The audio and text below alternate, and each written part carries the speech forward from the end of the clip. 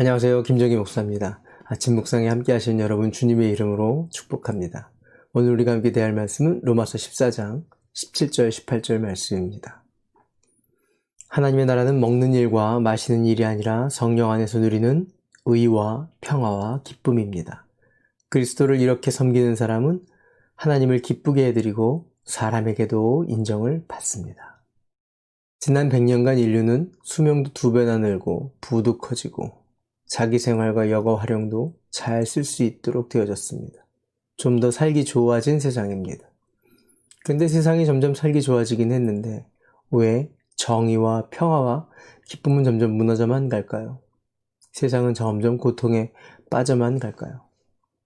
우리는 모두 그렇게 잘 살기 위해 열심히 살고 있는데 니얼 퍼거슨의 증오의 세기라는 책에서 지난 전쟁사를 정리하면서 세상의 전쟁이 왜 이렇게 많은지에 대해서 이렇게 얘기합니다.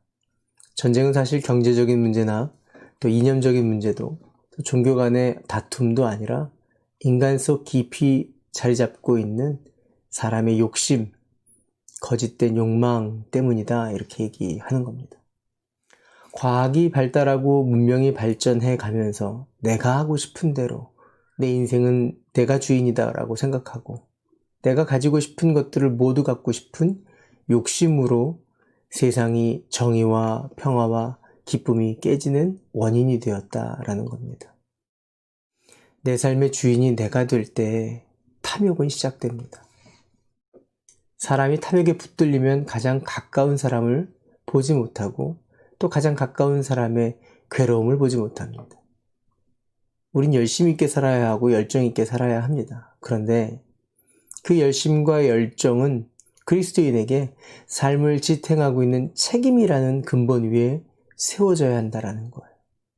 어떤 책임이냐면 사람은 떡으로만 살지 않는다는 책임이에요. 성령의 인도를 받는 책임입니다. 쉽게 말하자면 하나님의 얼굴을 살펴야 하고 남편과 부인의 얼굴을 살피며 자녀들의 얼굴을 살피고 가장 가까이 일하는 사람들, 고마운 사람들의 얼굴을, 그들의 고통을 살필 줄 아는 책임이라는 거예요. 이를 위해 성령님을 우리에게 부어주셨습니다. 이 책임을 모르면 그것은 욕심이 되고 결국 고통을 수반하게 됩니다. 아무리 말씀과 깊이가 있다 할지라도 그 책임을 도외시하면 결국 바리새인과 율법 교사처럼 하나님의 영이 떠난 사람들의 모습을 가지게 될 수밖에 없어요.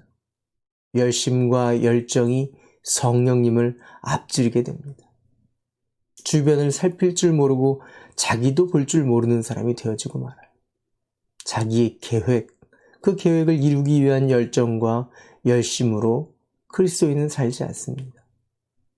내 마음대로 되어야 속이 시원한 것은 탐욕의 영이 되어지고 모든 폭력의 고통의 시작이 되어집니다.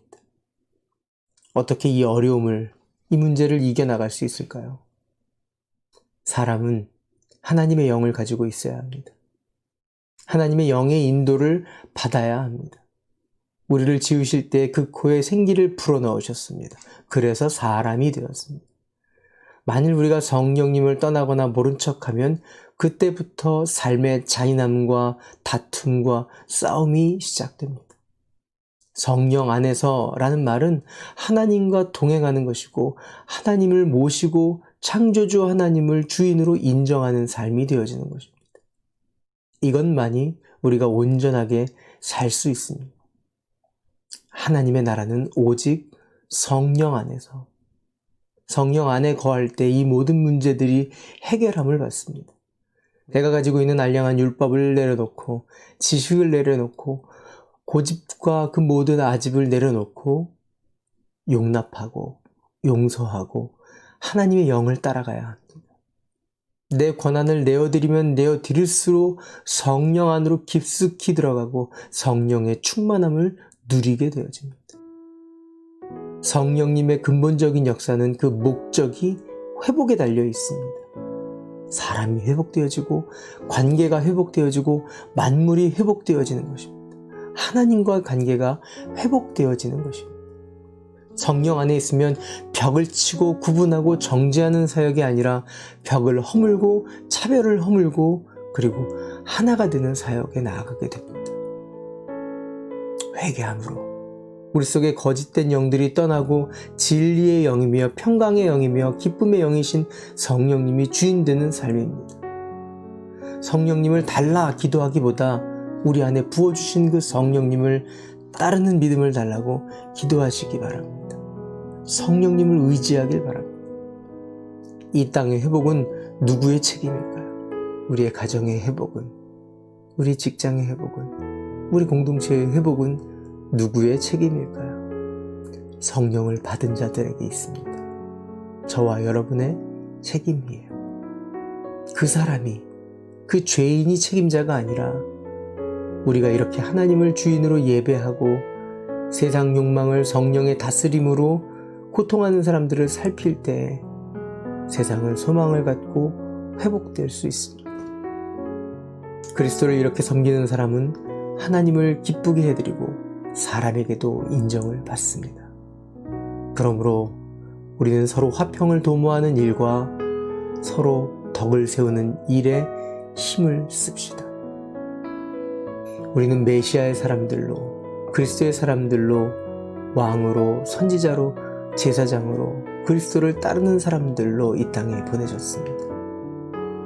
하나님이 주인이신 것을 믿고 십자가의 보혈로 우리의 죄를 사해 주심을 믿는 자들입니다.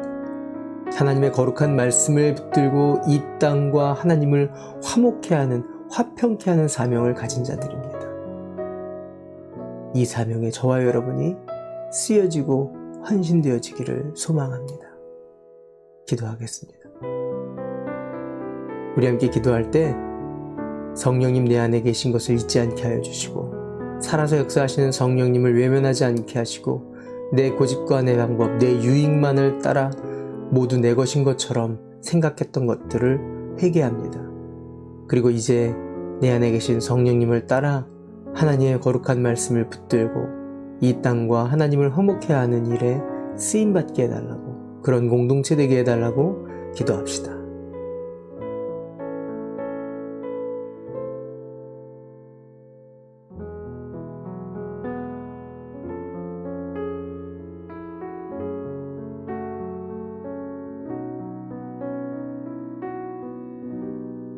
좋으신 하나님, 성령님 내 안에 계심을 감사합니다.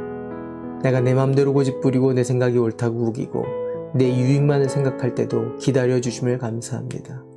이제 성령님의 음성에 그만 고집부리게 하여 주시고 믿음으로 따라가게 하여 주시옵소서. 그래서 하나님의 거룩한 말씀을 붙들고 무너져 있는 이 땅과 하나님을 연결하는 일에 쓰임받게 하여 주시옵소서. 예수님의 이름으로 기도합니다. 아멘. 오늘도 말씀대로 살기로 결정하셨으면 좋아요 눌러주세요. 화이팅!